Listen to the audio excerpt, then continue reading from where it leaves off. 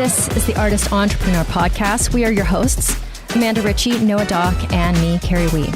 We're three artists brought together by the love of circus and dance. Amanda from the world of Cirque du Soleil as an aerial soloist. Noah, our academic, and me from the commercial dance world. This is one of the greatest jobs in the world, but it comes with uncertainty. Each episode contains insight on how to pursue art-based businesses. We'll have a variety of guests and have lively weekly Discord. Tune in every week to hear our perspectives on the minefield that is the artist's way of life.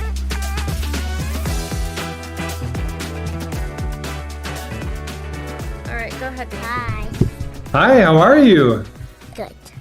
You're much bigger than when I last saw you, which you probably don't remember.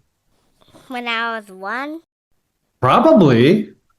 How old are you now? Like 4 or 5? 5. 5? Wow. 5.5. 5.5. Okay, ready? Time flies. Jer! How's it going? Oh my God, where does this find you? Where are you right now? I'm in LA. I'm in You're in Sherman. LA? Yeah. Do you have a home office or is this like an office? No, this is my home office. Oh my God. Oh my God, listeners. So Jeremy and I met each other because we lived in the same condo building. And I like fooled you into helping me with my dance reel. You did. Your small dance reel. Which was many months of a project for some reason. So back then, this is probably more than 10 years ago because, more than 10 years ago. Jeremy his career was budding and he was editing movie trailers. Yeah. And then, and then at some point you start working for HBO and you were editing trailers for Game of Thrones and shows like that. And then his career took off and life took over. He met his wonderful wife and he's had a kid. How old's your kid now? She is almost 3. How old is she? Almost 3 years old, Bean. I'm older. She's very competitive with said kids that she's never met before. Well, Kiara loves hanging out with older kids for some reason, so. Oh, yeah. Perfect. Is she a girl? Yeah, Kiara's a girl. Her name's Kiara. Yeah. Girl power. Girl power. So Jared's like such an old good friend of mine, but I wanted to bring him on here to talk about how he got where he's at in his business because he is a creative. But you're like one of those creatives, unlike me, that works on the other side of the fence. Like you work in the corporate world, and you're a creative in the corporate world, which I think is very different than what I do. Yeah. Very different. You have to play by certain other set of rules. You have to do all the other things that corporate America is, and somehow figure out how to be successful within that structure. So, if you would introduce yourself, a little bit about you today, because I actually need to catch up on that. Yeah, Jeremy Scripter. I've known Carrie, as you said, for quite a long time. Moved out to LA after college. Started working in film. Worked on film sets, doing PA work. Went into art department for a while, location managing. All in that time, I was kind of taking side jobs editing. Then eventually I shifted to a trailer company called Craig Murray Productions, which merged with Motion. And I worked there for probably almost 7 years. Worked at Concept Arts for a couple years after that. HBO reached out for a senior producer position, which was a shift from what I was doing as an editor. But I did have some of that filming experience from the beginning of my career. And I did do a little bit of finishing work at Motion. I worked in the finishing department for a while as I was kind of like climbing the ranks. So it seemed to be a good thing to incorporate all my skills. I did have to move out to New York because of it. I moved out to New York after a couple of years. I was promoted to an associate creative director, met my wife out there. And then we ended up coming back to LA, had a kid. And then just a couple months ago, I got promoted to a creative director. So I am now a creative director at HBO. Oh my God. So wait, I want spoilers on everything, but I know I'm not going to get it. What do you have your hands in over there? Right now, I'm working on Peacemaker Season 2, The Pit Season 2, we're on the tail end of this doc series called The Mortician, and I've been doing some stuff for Max Sports. We just did an event on Wednesday, a pickleball event Oh my on God. Venice Beach to promote Roland Garros. Do you play pickleball? I don't. Yeah, I know the tennis purists are hating on pickleball, but I get it. Andy Roddick was there, like Really? playing.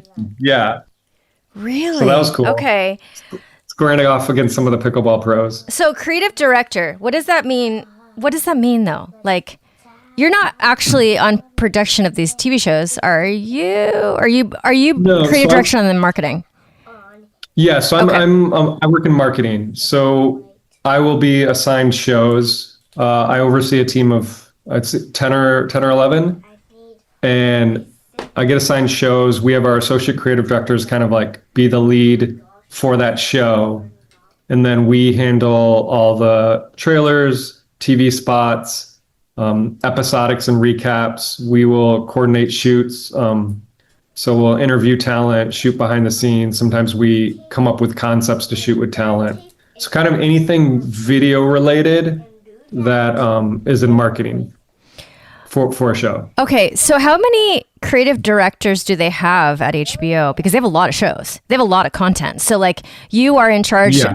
of marketing for like a handful of shows. Right. So they have I believe there's 8 creative directors total. And our internal department's like 100 or something. really? That's a lot. Of just our department. Oh, your Yeah. department. Okay. Now, so let's pick apart how you do this. Like the creative part of it. How much do you feel like you're actually having fun with that? Or is it a lot of management of people? Like what's the breakdown for you? I think, I mean, out of everywhere over my career, it's always a give and take, right? I'm sure you've kind of experienced it as well. You always go in very passionate about something. I think to be successful in our career, a lot of times we have to really love what we do. And then the Marin wears you down. You get worn down. There's just a lot of people that look at something and give feedback, and your goal is just to navigate that all and make the best thing you can. And the hope is that each round of feedback makes it better and better. So you ultimately end with the best product, but that can be tough to kind of juggle various feedback and make something that's working well. What's your favorite part about your job? Before I was kind of like the campaign lead on shows. So it was like I worked with a lot of people and I oversaw a lot of work, but now I have a team and I do like, I like my team a lot. I like working with them. I like trying to position themselves well for their careers and everything. I also really like doing shoot stuff, doing concepts and coming up with concepts and shoot ideas for shows that maybe we can do, maybe we can't. And then, trailers are always fun. Trailers are kind of still the bread and butter. They're the ones that get like millions of views. So working on those, especially at the beginning, is really fun, as you're trying to like figure out the best way to market this show.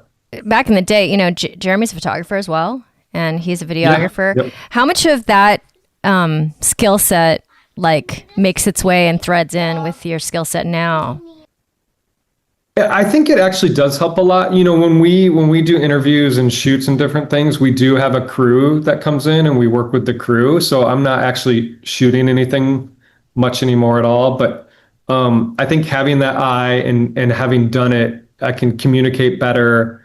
I'm also really big on collaboration. So, I like to have my thoughts and ideas going in and everything, but hearing someone else's, you're trying to hire people and work with people that are talented and you like. So it makes sense to hear their feedback too. And I think having that experience, you can understand a little more when they're talking to you about something.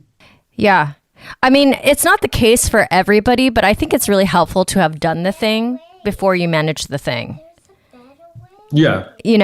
Like for you, I don't know, have you ever had choreographers that never really danced? Or Sometimes it's okay, but Yeah. sometimes you can just tell that they don't get it. Yeah, and Yeah. it's possible. You have sports coaches that never played, and some people just have that mind. But there is something about having done it and experienced it that I think helps you out a lot of times. Yeah, it's like you were in the weeds at some point. And just to Yeah. figure out like listeners, because I'm sure you've seen all of my pictures. Jeremy did have my pictures. Like the pictures that I still use to this day because I haven't shot in a while, but like, you know, he had a setup in his apartment, and then he would like take pictures that I now use for my website and stuff. And you know, just having to figure out lighting in that like very like your living room. But that's what, and this is what, like, I tell people, you know, I didn't know, like, I started out in video. I wanted to do some photo stuff because, you know, I got a DSLR for video, but it's great for photo. And, you know, I didn't know what I was doing. I was just kind of feeling my way, but you just do it and keep doing it and try and make it happen. And that's what it was, is setting up like this studio thing in my condo and, you know, doing shoots and just trying to get better and make it happen. Yeah, I think that's great too, because some people hear from other creatives and it's like getting from like that person doing free photo shoots in your living room to being the creative director of HBO. Like that's an interesting story of how you got from A to Z. I mean, and your career will go hopefully skyrocket from here. But can you talk about like those crucial transition points in your career, and think about it from the perspective of a creative that's trying to become also financially successful as well as resume successful. Yeah. And maybe we can focus in on that one time. Jeremy and I were still living in LA, both single. Oh my God, we have stories because like we were both single at the same time and we were just trying to date at the same time. Like the hot mess that we both went through.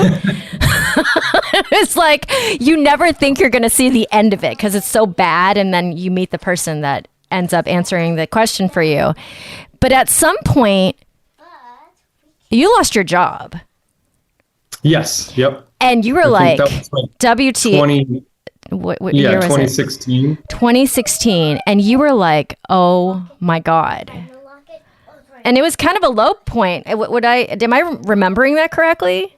It was interesting because I was kind of, I had kind of aspirations and I felt like I wanted to do a little more, probably like every young, like driven person, you're like, I could do a little more. And at one point I actually like resigned and I was going to start my own business, which is why I had equipment at home and everything. And they kind of talked me into staying and everything. And, so it was kind of a surprise. I mean, maybe I think that could have played into it, in terms of, you know, they knew that like if they needed to get rid of someone, I was someone that at one point wanted to leave and everything. But it was a surprise. And right around the same time I was in a soccer league, I like destroyed my knee. And that's right. You had the biggest knee. Yeah. So swollen. I fractured like hairline fractures in my tibia and femur and tore my meniscus. So it was not a fun one, but, so that was kind of like, now I'm just sitting on crutches, like in a lot of pain with no job. But I mean, I just picked up editing jobs right away, which was nice. So, I didn't feel like I had that long period of just doing nothing, but, you know, it was just an adjustment. And I think it's one of the best things that happened to me. But, you know, in that immediate period, you kind of don't see it. Yeah. Can you talk about that? Like what happened next? Sure. So next, I mean, I was I'd been kind of doing the same thing for a long period of time. So I did want to kind of freelance and get an idea of like other places. So I started freelancing around, and it was good because you just get different experiences and you see how different people work. And then I kind of landed at Concept Arts, and I just like kept extending. And I really love that place. I actually thought I was going to kind of stay there. And then the HBO thing came up, and it did seem like the accumulation of all the skills I'd kind of added over the years. Yeah. So it felt like the right move for me. I didn't know, you know, I was going to go to New York, give it a couple years, see how it works out, and maybe come back to LA and try and get on the editing side of things again, or feel it out. But just stayed moved up, and yeah, here I am. What do you think were, if there are just a couple keys to your success up until this point, what do you think those things are? Yeah, I was trying to like, I didn't know what you're gonna ask. I'm making it up as So I go along. I never plan either. yeah. But that was one of the things, I think like yesterday, I'm like, yeah, let me think about my career because I'm sure I'm going to talk about it. And now that I'm managing too, people want to move up and people ask for career advice and different things. I'm in the mentor program at Warner Brothers. So I've, been doing that. And I think for me, I don't want it to be too cliche, but I did, I just kept grinding and working at stuff. And then, every time I had setbacks, I would just try and absorb it and keep going. I think the hardest thing to do, especially if, there's times where people give you criticism, it's a balance because you shouldn't take what everyone says as truth, but you should look at it. You should look at it objectively and say, is this truth? Is this something I need to work on? And I think knowing how to filter the things that you do need to work on and look at versus the things that some people just say, or maybe it's only even changing the perception of what someone thinks of you. I think if you can kind of be self-aware and look at that stuff and take some criticism and improve on it, like that's a key thing.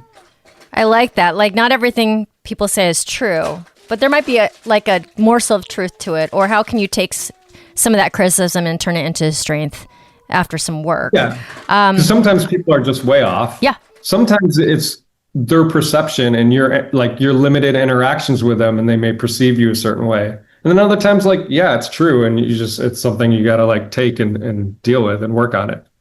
Yeah. Okay. So from the creative side of things, what is it like to be in a creative corporate job? Like, educate me as a non-corporate person.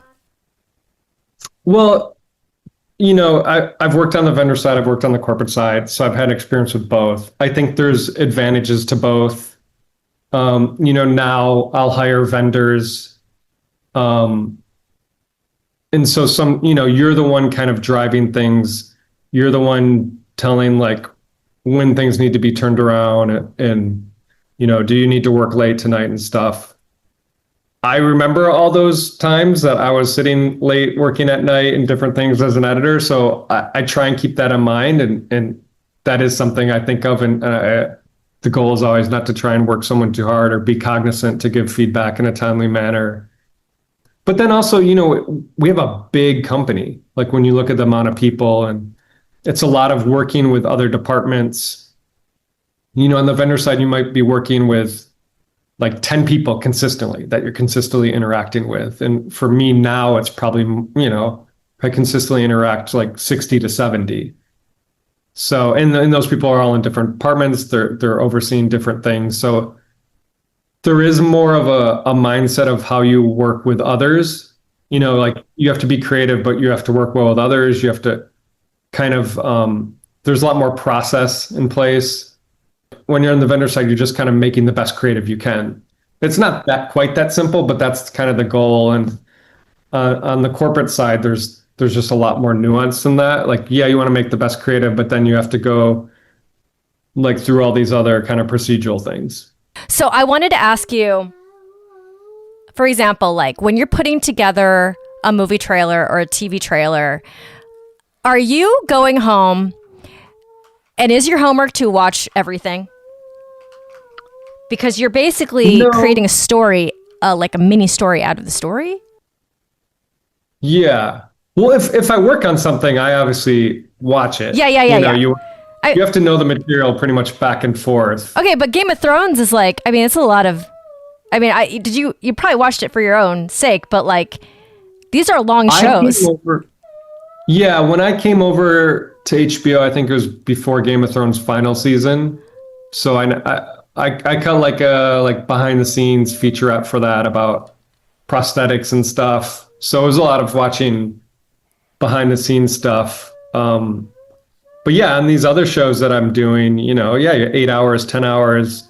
If you're doing breakdowns, that can take, depending on how detailed you want to get, that can take a week or two. So like a breakdown, I'll go, every editor has their own process, but I'll watch the show, I'll subclip out dialogue lines and actually type them out. Okay. And then I can see all the lines in one setting and start in my head like, oh, would this line flow well with this line? And then start moving around in a timeline, because I like to start with the structure of the story first to make sure everything makes sense. And then it's kind of like getting it to work with the music and then adding shots and different things. But, if you don't have the right story, or if your lines are confusing, then the whole thing's kind of not working. Okay. So it helps to be a lover of TV and film to have this job. That's what I'm saying. You can't. Yeah, because this is one of the reasons why I took the HBO job, and I love HBO because I love the programming there. Yeah. Because and actually, like when I work on something, I don't really get sick of it, especially like some of the shows that I really love. But there have been times in the past where you work on something and you see it over and over again, and you're on it for 6 months. You can get tired of it, obviously. So starting at a place of loving TV and movies is a good spot. I mean, I think that the people you work with, that's probably the constant, like the constant. You gotta love that actual product. I'm a movie and TV person too, so I think I would do well in that type of environment. Yeah, you would spoil shows for me. Yeah. I did. What did I spoil for you? Oh my God. I think it was Merlin, someone dying. Our guilty pleasure show. So I don't know. You were like one season behind me. Yeah. And like the big character dies. And I thought you were already where I was. And I was like, what'd you think? The way he died. And you were like, Carrie, I'm not there yet. Oh my God. I love how you remember that. Yeah. Yeah. Because you were like, how mad were you? I was jokingly mad. But I was probably slightly annoyed. Yeah, totally. Okay, so what would your advice be for young creatives? Number one, would you suggest moving in the corporate path? If not, how would you suggest them to try to move forward if they want to do their own thing, be freelance? What are your thoughts on that? I think if you're starting out in your career and you're at an entry level, I don't know if you should, I don't think you'll know. Like, some people love the corporate environment. Some people love the vendor side. Some people love working independently for themselves. So I would look more at the opportunity. I think especially starting your career, I don't know if you want to limit yourself to say, oh, I just want to do this. But I would say no matter what you do, and it's hard, but, if we're talking about how you separate yourself from others, at an entry level, you're probably going to be doing entry responsibilities. So you still have to find your own time to keep doing stuff. If you want to be an editor, do your work, but then edit stuff on the side, or try and compete against better editors, volunteer to I'll try and cut a trailer for that. I came across one of those Facebook memories, and it was something like, oh, I just worked 26 days in a row, only 25 left. And I was like, what was I doing? And someone asked that, and it was like working my normal job, cutting this show in my downtime. Yeah. It was this style show that aired in the Caribbean. And then I was doing shoots and working events on the weekends. So it was a lot. And at the time, it was probably too much. But again, I think all those things helped develop the skills, which helped me today. My kid just jumped straight off the top of her bunk bed. Great. That sounds like your kid. Yeah, totally. You see this mic? She'll hang Barbies off of it. I'm like, that is so on point for this brand, the podcaster aerialist. Then you would and then I'd be like, hey, can you want to shoot me on Saturday? And you would always say yes, or we would try to schedule it for when you had time. And the bottom line is, and I think both of us were like this. I think I was 100% like this too. When I was at that point in my career, I was like, it was singular focus. Now, hey, stop. We both have kids now, a kid. We're both parents now. We both have our partners, and our time is just different. For sure. I mean, that's a good thing to mention. I was doing all that, but I was also someone that got married later in life and had a kid later in life, and that was kind of my path. So you should evaluate like what do you want out of your life? Like if you don't want, like some people just blindly always go for the next promotion and always trying to climb the ladder, but you should just, and there's nothing wrong with that, but stop and think for a minute, like, is that what you want? Yeah, I mean, when did you get married? How old were you, Jer? I was you're gonna age me here, but I think I was 40. Yeah. So I was around this, well, by the time I met my partner and had this one, I was like, 41 as well. What I've seen from my podcasts is that there's some Gen Zers who are making a very, very intentional decision to get married and have kids in their young 20s because they see people like me, you, for example, just waited and they think it's too long. And it's arguable that it is, especially if you're a woman. But like so many of our friends and colleagues in LA, that was the mindset. Like singular focus on career, singular focus. And you kind of put to the side family planning, getting married and all that stuff because you're so hell bent on this one career path. And I think that is honestly the secret to some of our success because the only way to do what we did at that time was to only do that. Like not only pick one project, but just be like so hell bent on your purpose. Right. Yeah. Do you think that it's possible to do both when you're young? I think it's tough. Yeah. Me too. I think one of the things, if I was looking back and trying to prove things, I was the type of person that would just say kind of yes to everything and try and do everything, editing jobs, photography stuff. In retrospect, I probably could have been a little more selective. Not a lot, but even if I cut down 20% of that, that's 20% more time, socialize or do stuff. But I think it's being selective about what you do and saying like, I would just take stuff I wouldn't really think about, but like, oh, I have this opportunity. Do I think this will help me in the long term?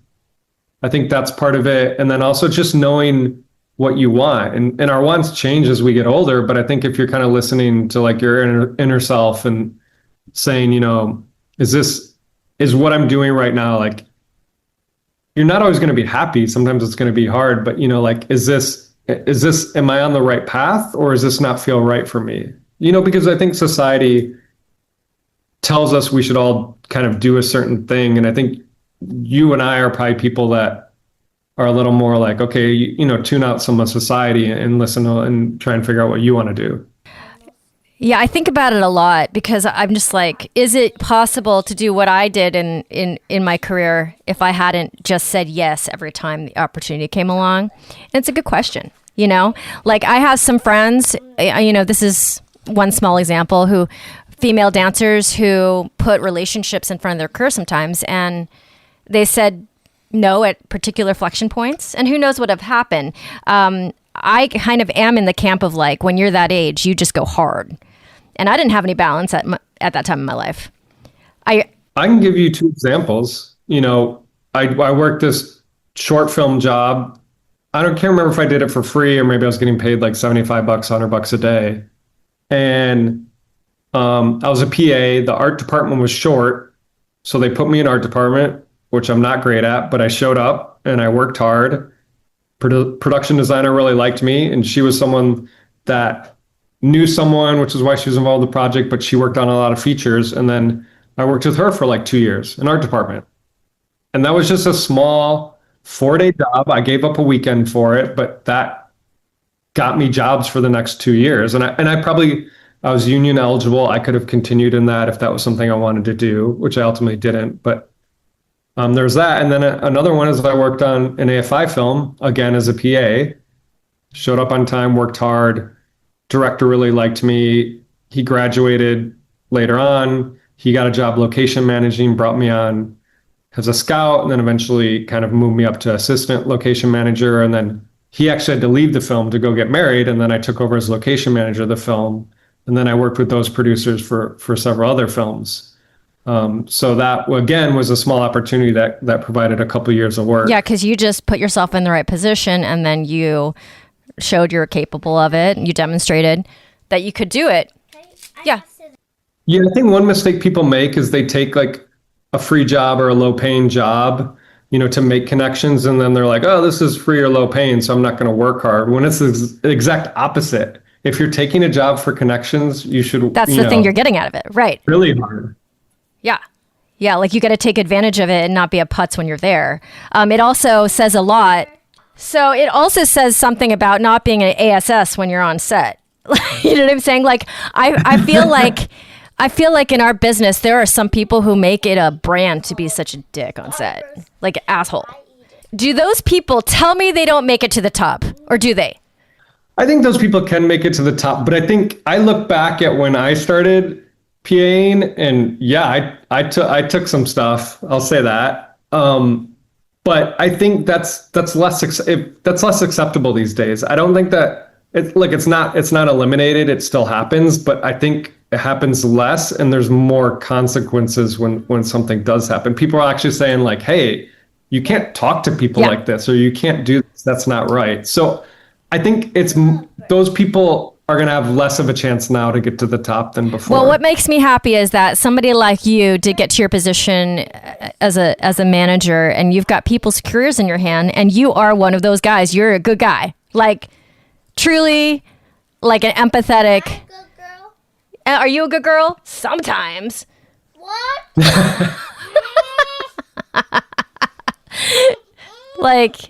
Like I would be very happy to have somebody like Jeremy as a boss. But I try and be polite. I try and, treat people very respectfully, which I think has worked well overall for me. But, there have been criticisms. Oh, like, are you a little too timid? Or are you a little too whatever? I don't think that's the case. I think that's when I'm just going back to the perception thing. Maybe I talk a little softer. I'm not as authoritative, but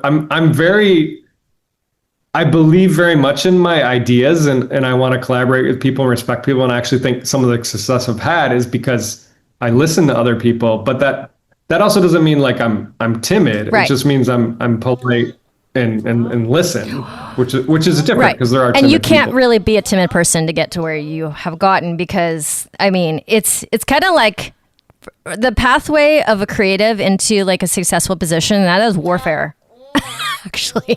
Yeah. To get there, and whether or not you go through with respecting people all the way up, you can still do that, but it's warfare getting there, one way or another. I feel like the entertainment industry, that's just what it is.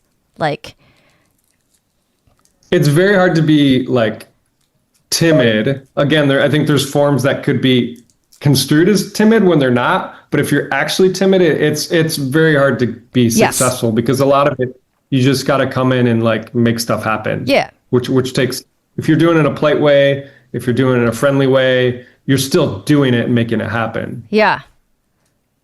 And one great person for me, I was a PA on 2 Ron Howard movies, and that was someone that showed me like, hey, you don't have to be yelling. You can be polite, you can be nice, and still be very successful. And everyone respected him. Yeah, and be effective. Yeah. Yeah. Yeah, I mean, Frost Nixon was Oscar nominated for Best Picture, and he was, very, very polite and still had a very strong vision. Yeah, I mean, I hate being on set when the director is just yelling and screaming at every single person in the room, and the tension, and no one actually wants to be there. Like I've been on sets like that, and I'm like, oh my God, this is terrible. Do you love being on set? Are you one of these people? I do love being on set for the most part. I'm kind of sensitive to the atmosphere, people's energy. So I like being on like a good set. I don't like it quite as much if the sets, you're feeling all that tension. Yeah. But I also like being on set because I'm not on set every day. When I first started and you're 4 months into a shoot on set every day, then you're like, it's exhausting, and it's not the greatest environment, a lot of like I would find myself swearing all the time when I'd get off films, and just because that's the common language, and you're tired and ornery. And Yeah. I learned that I don't love being on set, actually, which is important if you're going to try to be an actress or something like that, or be in production. You kind of, same thing. It's like, what is the actual medium of your job? Like, what is the daily grind? You got to be like to be in that room. I think that's something that I like to share with young people too, who are deciding whether to get into something or not. I'm like, do you like being in that room?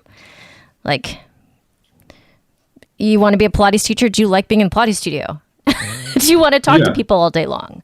Because that's what you're going to do. You're going to be a therapist. Or how do you grow to like that? Or how do you learn to accept the negative parts? Like, do the positives outweigh the negatives? Yeah. You know what?